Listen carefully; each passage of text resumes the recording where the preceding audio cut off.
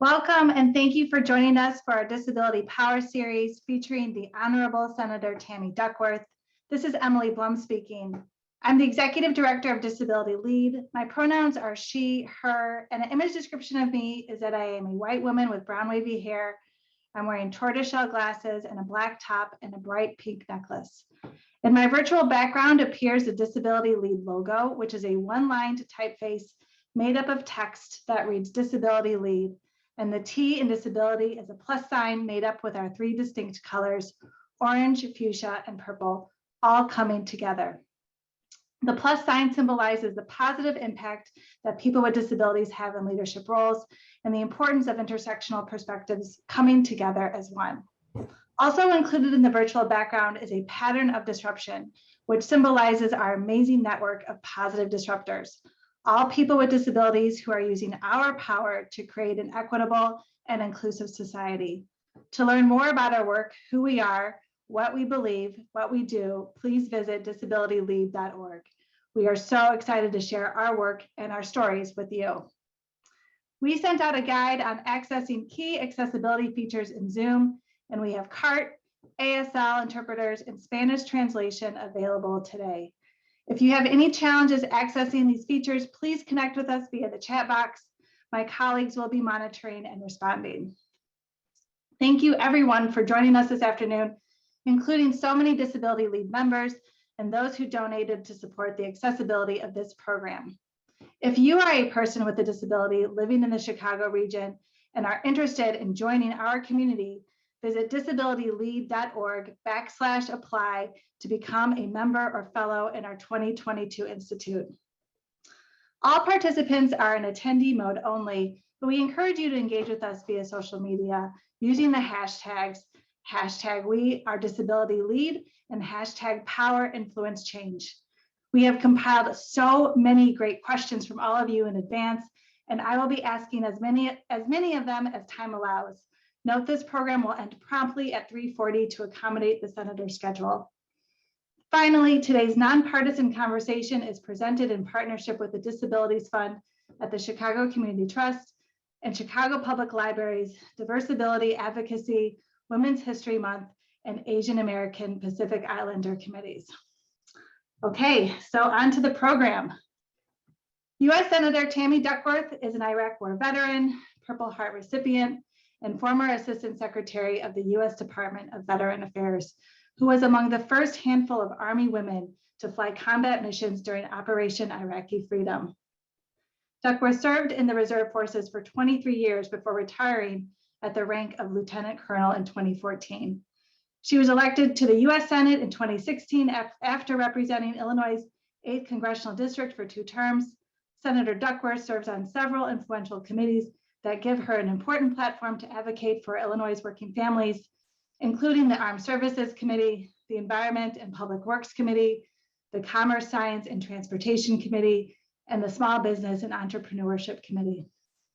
Welcome, Senator, and thank you so much for joining us. We received so many questions and are hoping to get through as many as possible. But before we get into our conversation, can you start with the image description? Yes, of course. So I am coming to you from my Senate auxiliary office. It's got creamy yellow walls and dark blue upholstered chairs. I'm wearing a navy blue dress with my silver Army Aviators pendant. It's a small set of wings with propeller, and I have short brown hair. It's brown because I just got my roots touched up. And I just cut 8 inches off it, so it's a nice short bob that I curled to so I would look like my daughter, who's a curvy girl, and so we're twinsies today. I love it. I love it. Well, thank you so much again. We always start our conversations with a question on power because this is part of our Disability Power series. So can you talk about a specific moment in your life where you found your own power as a leader with a disability? I will say that I found my own power and also my responsibility or my obligation at the same time. It really happened when I was elected to the House. So up until then, I've been dealing with my disability and I've sort of been accommodating others around it, bringing my own wheelchair ramps and all of those sorts of things. And by this point I was wounded in 2004. And so I was elected in 2012. So 8 years later, I'm now a US Congresswoman and I'm setting up my own office. And the first thing that happened was a welcome gathering for new freshman Democrats. And the DNC and the Democratic leaders all knew that I use a wheelchair. And then they held this welcome gathering on the second floor of a local restaurant that didn't have an elevator.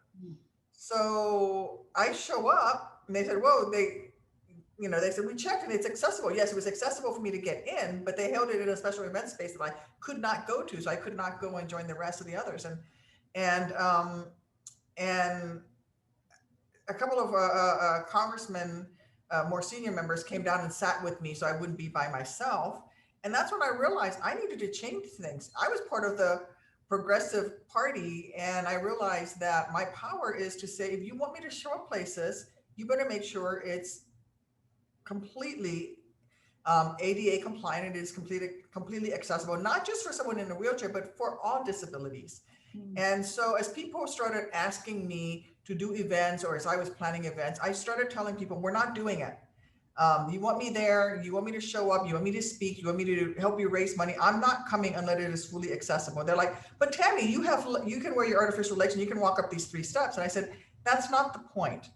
The point is it needs to be accessible for all, not just for me, but for anybody who wants to attend. And so it was both discovering my own power, but also my responsibilities to all of the other folks who may not have been able to access these spaces. And the first year was pretty tough. There were a lot of events, there's a very, a favorite Chinese restaurant that a lot of the Democratic leadership like to hold their events at, and it's on the second floor and there's no elevator. And so now we don't do that anymore.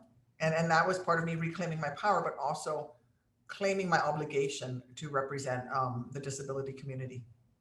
I think many of us have had that experience, so it feels pretty cool that that's also experienced in the Senate as well, or in the halls of Congress as well. So we're going to get into a lot of issues that are facing the disability community, and instead of me describing those experiences, we pre-recorded stories and questions from members of Disability Lead. So you, Senator, and our audience can hear about them firsthand. And our first story and question comes from Andres Gallegos.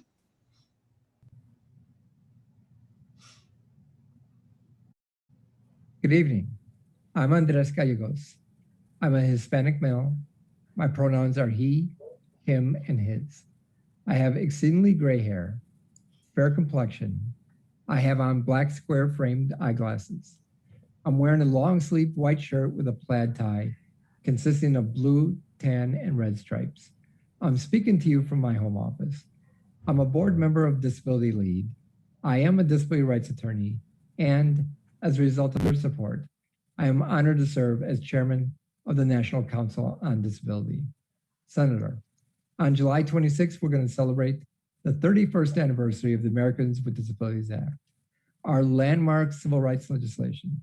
The Americans with Disabilities Act promised people with disabilities the equal opportunity to participate in all aspects of society.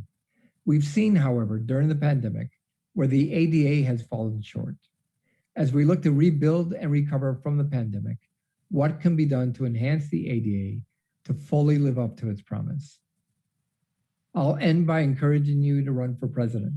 After all, I hear it's much easier running if you're a sitting senator, pun fully intended.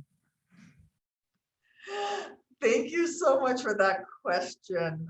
No, I am not going to run for president because I would like to be a senator for a long time so that I can do more for my country. And when you're president, you're president for what, 4, maybe 8 years, and that's it, right? But if you stay a senator, you can actually stay here and really help affect the path of this nation for a long time to come. So I'm happy with my great job representing my wonderful state of Illinois.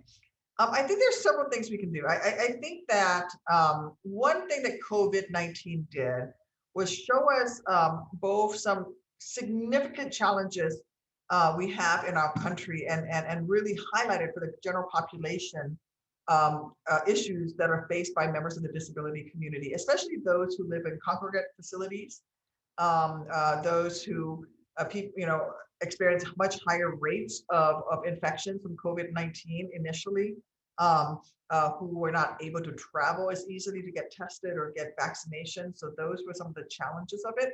But on the other hand, it also showed some opportunities with more and more people able to work from home. It showed that the value of telecommuting and the capability of telecommuting. I know my office has been changed forever. I'm going to now go to a more hybrid model where I'm going to allow my staff to work in a telecommuting capacity, in at least some days of the week. Because I found that some staff members were actually much more productive. And I think that is more conducive if you have a disability and you have challenges either with commuting or even working outside of your home.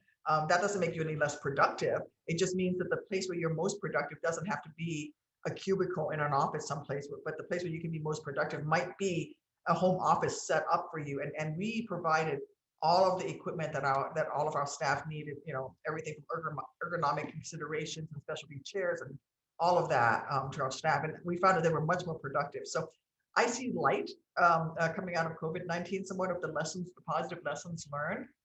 But then also the spotlight that was shown on the real severe shortcomings, housing instability, for example, affordable options where people can maintain, can live independently if they want to, have choices and options. And as people lost jobs and were not able to stay in their homes, they may have doubly difficult time regaining independent housing as a result of it. So I think we have some work to do with the ADA to reinforce the ADA. I really want us to go on the offense. I'm tired of being on the defense when it comes to ADA, and we should really be pushing for more changes. So I put in, I'm going to reintroduce again my legislation on making sure that gyms and fitness facilities are fully accessible. And there's all sorts of other things that we can be working on. And I look forward to working with the community on those initiatives. Recovery offers us a lot of opportunities to evaluate systems. And you mentioned housing, which is definitely a concern for people with disabilities. Of course, there are, grave life and death concerns for those who live in congregate facilities, but even for those who don't live in those settings, but experience disability, poverty, who may be undocumented, who are veterans, housing instability continues to be a key concern. How, in this moment of recovery, can we create affordable options where residents can maintain independence, have choice, and options are accessible? I think that's where the choice part comes in. That's where making sure that we include and not give up any of the care economy components to President Biden's plans for what we're going to do to build back better. And one of the things is the care economy, making sure that caregivers are provided respite care, but then also those who provide care in the home are paid a living wage and are honored for this important work that they do, and that people have access and support to be able to afford those home health aides and for those who want to live in a congregate setting where it might be most appropriate, you should have that option. There should be enough of those facilities with the very best care and staff who are paid a living wage. If that's a facility that works best for you, that's where you want to live, and then you should be able to choose that. But if you want to choose to stay in the home and that's what's best for you and live in the community, that you should have that option. We as a nation should be providing the support for either one of those options. And right now, most people live where they can, not where they would like to live. And that's where making sure that bills like the Better Care, Better Jobs Act is critically important. I'm actually an original co-sponsor of that. It would actually make sure that people with disabilities can access services that they would need to live in their homes and communities if that's what they believe is best for them. I think that there are all sorts of things that we need to be doing with the CDC and really holding their feet to the fire when it comes to vaccination programs and giving putting good information out there as we're dealing with COVID. And of course, we have to work on HCBS and supplemental security income. That is something that we simply cannot give up on. Yeah, thank you. I want to pivot to the topic of voter rights. and voter suppression, and how do we ensure this fundamental right is protected for both disabled voters and really everyone? And our next question comes from Disability Lead member Bree Beck. Hey, Senator Duckworth, my name is Bree. I live in Chicago and I am a voter with a disability. A quick image description of me is I am a white woman with long wavy brown hair. I'm wearing a jean jacket and I also am wearing black thick rimmed glasses. So my question for you is related to access in the voting booth. As a voter with a disability, I have experienced the process of going to vote and wondering what sort of barriers will be in place. And a lot of times those are thought of as physical barriers. And while those are very important to think about, there's also the barriers of, whether or not I will have my privacy. There's concerns related to, who's going to be there and who's going to help me. And there's an overall kind of psychological and emotional piece that comes with voting with a disability. And so there are a lot of policies being pushed throughout the country right now to take away disabled voters' privacy, to make them go through a lot of different barriers and loopholes to prove their disability status with medical information and other private information that really shouldn't have to be submitted every time they want to just simply cast their ballot. So my question for you now is, do you think that the John Lewis Voting Rights Act will help ensure voting access for people with disabilities? And if not, how else might we maintain this right? Well, I do think that the John Lewis Voting Rights Act, Advancement Act, would ensure many of the rights for the disability community and privacy rights in the process of voting. In fact, I am, this bill was really aimed at putting back many of the protections that were gutted by the Supreme Court in the Shelby County v. Holder decision.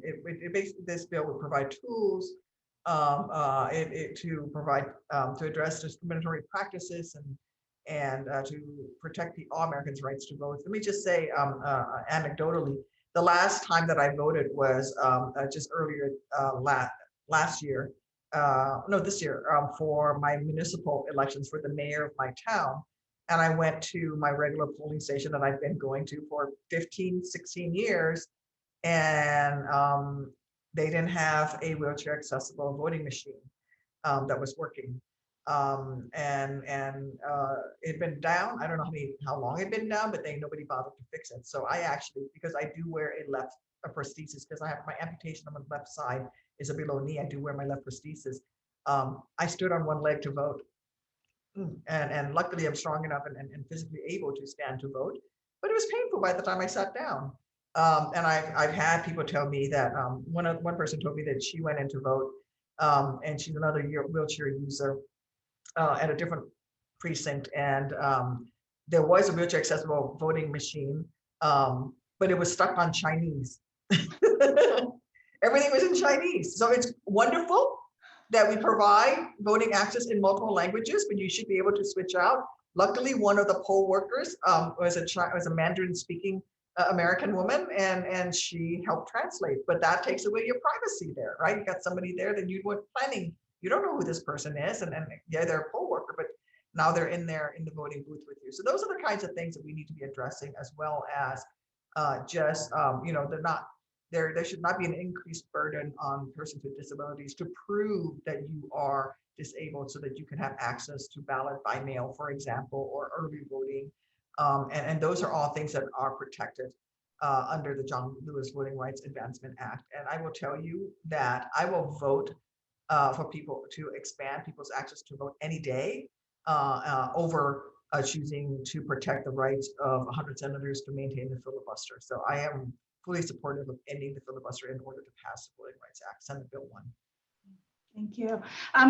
It's really interesting because voter rights is a civil rights issue that's intersectional, and it's clear how it disproportionately impacts voters of color and disabled voters. How can we leverage this civil rights example for other rights building? In other words, how do we make the ADA more intersectional? How do we make LGBTQ plus rights more intersectional, women's rights more intersectional, et cetera, et cetera? Well, I think that part of this is understanding the systemic nature of the discrimination that happens. That literally it's structural, and with the physical buildings not being accessible, to more roadblocks that are artificially put up that are meant to block persons of color or people from lower income communities from being able to vote, and it catches persons with disability in the same net. And I think that's where we can be intersectional, especially with groups like the AARP, NAACP, so that we bring in seniors, we bring in persons of color, we bring in groups of folks who are fighting for the right to the access to voting, in a way that also affects, and it would benefit the disability community. Because by the way, we should also be bringing in military veterans. The same bills that prohibit vote by mail will affect military veterans who many of them, military servicemen and women, vote by mail. I voted by mail from Iraq. And to say that you're not going to count my ballot, even as I'm wearing the nation's flag and getting shot at, there's real intersectionality. So I think you can see where these points exist, and coming together and finding organizations who can help translate them, I think is important. Because we're still learning to be each other's allies. And I think this is where organizational leads coming together and working together to point out those areas of intersectionality, and educating our communities is really critical as well. Because so often you get very much focused on the issue that you are working on, and you don't realize that there's somebody else working on the same issue, and that they're in a parallel lane to you, when you should be doing it together. Right. How do we both need allies and be allies for others? I think it's really important. The next topic we want to focus on is employment, and people with disabilities experience a disproportionate higher rate of unemployment than those who don't have disabilities. And in 2020, during the pandemic, we saw a 7-year high unemployment rate at 12.6%. Our next question around changing this dynamic comes from Disability Lead member Brian Rohde. Hi, Senator Duckworth. My name is Brian Rohde. I'm a young white male with short blonde hair, and I wear black glasses. I identify myself as having a disability. I'm autistic. I graduated from Valparaiso University with my degree in geography, and I've been struggling for years trying to find a job. There are barriers that prevent people with disabilities from being successful at finding a job. People with disabilities may need accommodations. However, there are people with disabilities that bring many unique skills to the workplace. And so, Senator, I'm wondering what you are doing to help people with disabilities like me be successful at finding a job. Thank you for that question. I think, again, this is finding the wraparound services, and also making sure that we enforce excuse me, laws and policies that exist that prevent discrimination against persons with disabilities. If anything, in addition to the skill set that people with disabilities bring to the marketplace, to the employment, this, right? There's far less turnover. They're far more loyal as employees, and they're far more productive once they have a job, because they're committed to that job, because they understand the preciousness of that employment, and of an employer that's willing to give them an opportunity to support them. And so it's about making sure that we enforce already existing laws and regulations and policies. But then there's a few things that we have to work on. I mean, Section 14C of the Fair Labor Standards Act, it really dates quite way back to 1938. It allows this really terrible practice of paying workers with intellectual or developmental disabilities a special minimum wage. I am a co-sponsor of a bill that will end that practice. last Congress, I also was a co-sponsor of the Senator Casey's bill, Transformation to Competitive Employment Act, which it would provide states, service providers, sub-minimum wage certificate holders, and other agencies the resources that they need to help workers with disabilities transition into competitive integrated employment. And so we need to stop this process of special minimum wage, but at the same time, we also need to make sure that the employers are able to make that transition as well, and support, help them be able to make that transition.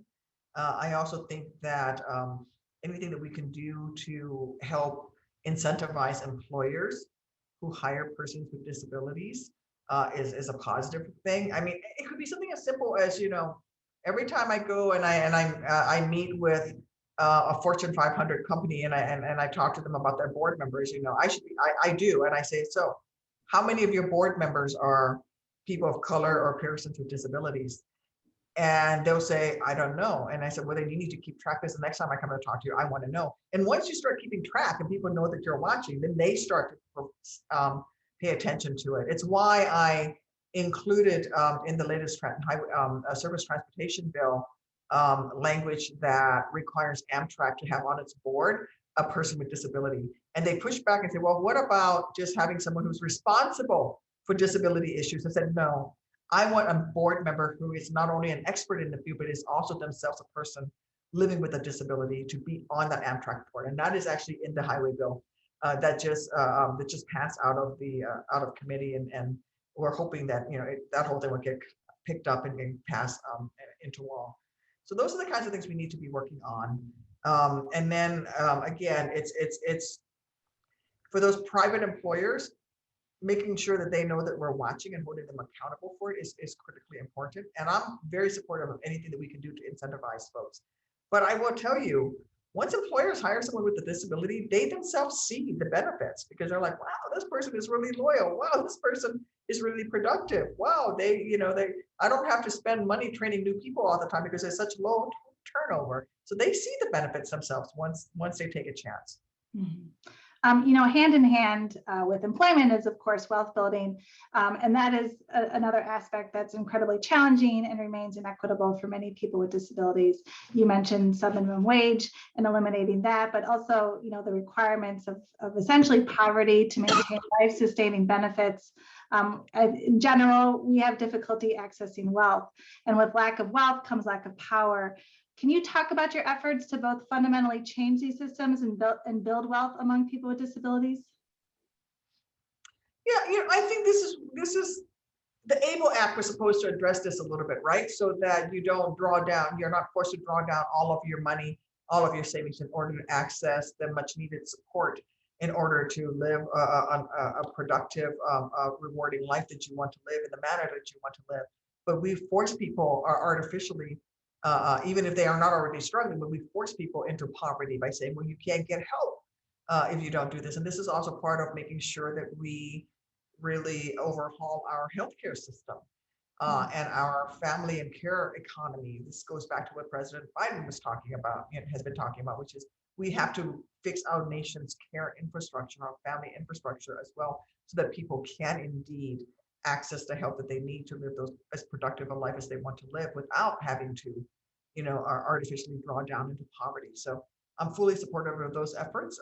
And I think that we have to go at it in several ways, not just about changing the requirements under Medicaid and the Medicaid program and Social Security programs, but also making sure that we really enforce and existing laws already, like the ABLE Act, making, getting it to work properly the way it was envisioned to work, but then also making sure that we help folks be able to access through having their own healthcare, the support that they need. These should all be parts of what you get when you have healthcare in this country. And so that if you need a little extra help to maintain your health in order to work, then you should have access to that. I listen, when I started as a congresswoman, 6 months into my job, the attending physician of the Capitol called me in and put me on blood pressure medication.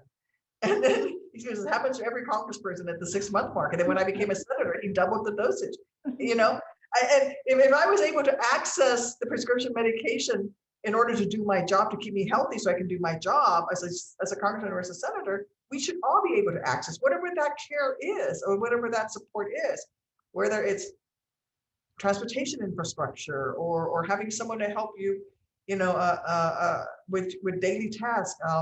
All of those things should be part of what we have as part of the care economy. And I think that's what President Biden is really pushing for. And that's where Senator Casey has really been leading on this. And I'm fully supportive with him on it as well.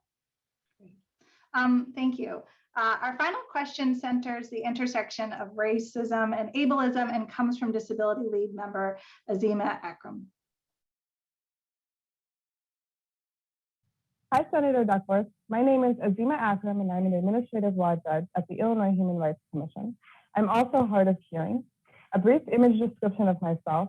I'm a South Asian woman with long, dark brown hair and brown eyes. I'm wearing a navy blue dress with gold zippers on the sleeves. I recently read an article by the activist Alice Wong that articulated something that I have personally experienced, that an additional barrier faced by Asian Americans with disabilities is the model minority myth, which is a harmful construct that supports white supremacy. And in the past year, members of our community have experienced a significant increase in discrimination due to bigotry resulting from Asian hate in light of the COVID-19 pandemic. From an Asian American legislator's perspective, what do you think we need to do in the disability community to address the additional barriers faced by our members who have intersectional identities, particularly the Asian American members of our community? Thank you. So I will say that this is a true intersectional point of intersection in many ways. Bottom line, it's everything from criminal justice reform to making sure that we address hate crimes. That maybe this past year we've been talking about hate crimes against Asian Americans, and as you said, the model minority myth that Asian Americans don't need additional help because we're all math students or doctors and accountants, and that's just simply not true. A lot of Asian Americans struggle, and crimes against Asian Americans are significantly underreported, just as they are crimes against persons with disabilities. Are significantly underreported. And that's where we need to do a better job of basically, one, building up the database so that we are cataloging when those crimes, those hate crimes are occurring and identifying them as such. But this is the intersectionality piece of it, is that, just as we train police officers who, when they go into Black and Brown communities to have better community policing training and better standards of policing so that they don't, very quickly escalate into violence.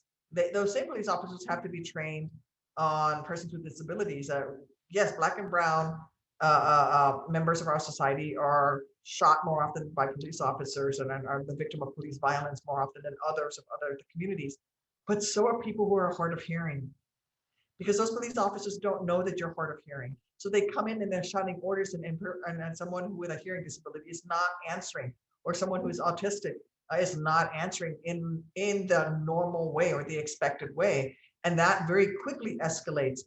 But if that person is in a white neighborhood and an affluent neighborhood, it doesn't escalate as quickly as if that person who's autistic or that person who has a hearing disability is in a Black or brown neighborhood. It escalates much faster. And this is true intersectionality that's happening. It's why I included, I'm actually the sponsor. I wrote the bill called the Police Training and Independent Investigation Act that Kamala Harris, when she was a senator, included in our overall criminal justice reform. And now Cory Booker's leading, and he's put into his, which says that we're going to provide training with police forces on not just community relations with Black and Brown communities, but we're going to train them on disability, the disability community. And in order to get this grant money for training, we're going to have independent review of all police involved shootings and injuries of civilians, so that it's not just the same local prosecutor who relies on the local police force that's investigating that police force. There's a lot of nepotism that goes on there that we need to stop. And then we also need to, I don't subscribe to the defund the police movement, because I think our police officers need to have the resources to do their jobs. What I subscribe to is funding social services programs and other programs so that when somebody in Chicago, for example, you call 911 because somebody you love is having a mental health crisis, the person who comes to your door is not a mental health professional. It's actually more likely to be a police officer in body armor with a taser or a sidearm. And so that very quickly escalated. What we should be funding is more programs on mental health, more programs on addiction, more training and more programs with these other social services so that the person who shows up at your door is the right person to deal with the problem. There might be a police officer in a squad car out on the corner, but at least the person who comes to your door when you call and say, my son is having a mental health crisis, is a mental health professional. And all of those folks need to be trained when it comes to the structural racism and discrimination that exists within our society. And it's not just against minorities, but also persons with disabilities as well. I think we have time for one more question. And a lot of questions we received from attendees focused around being a person with a disability and running for and holding public office. So in your final moments with us, what advice can you share with future disabled candidates about running for an elected position? What do you know now that you wish you would have known at the beginning of your political career?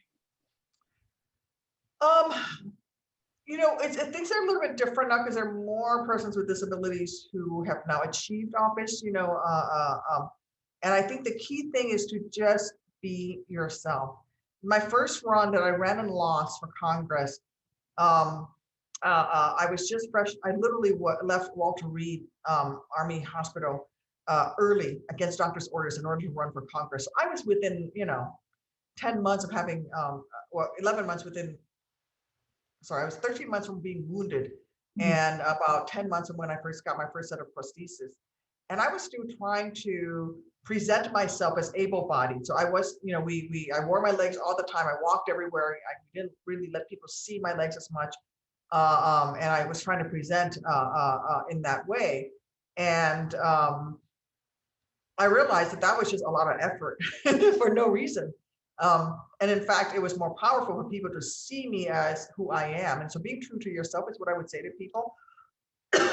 It doesn't, you know, that is more powerful, that the people are much more appreciative and much more impressed by you if you present as who you are and show that you understand the problems that they're facing in their lives, and that you share in their concerns, and then you're willing to work hard for them no matter what. So I would just say don't hide your disability, because that works against you in the long run. Even if it doesn't work against you in terms of messaging, you're just exhausted. It's exhausting, right? And it denies who you truly are. So be true to yourself, and I think people pick up on that, and it makes you a much more powerful voice. Yeah. Well, thank you so much, Senator, for your time and your insight today. We know your schedule is packed, and we are incredibly grateful for your participation, and we look forward to connecting with you soon. Thank you. Thank you, everybody. Be well. Bye-bye. Thank you also to the Disabilities Fund at the Chicago Community Trust and Chicago Public Library's Diversibility Advocacy, Women's History Month, and Asian American Pacific Islander committees for your support of this program and our Disability Power series. Before we jump off, we have a few announcements.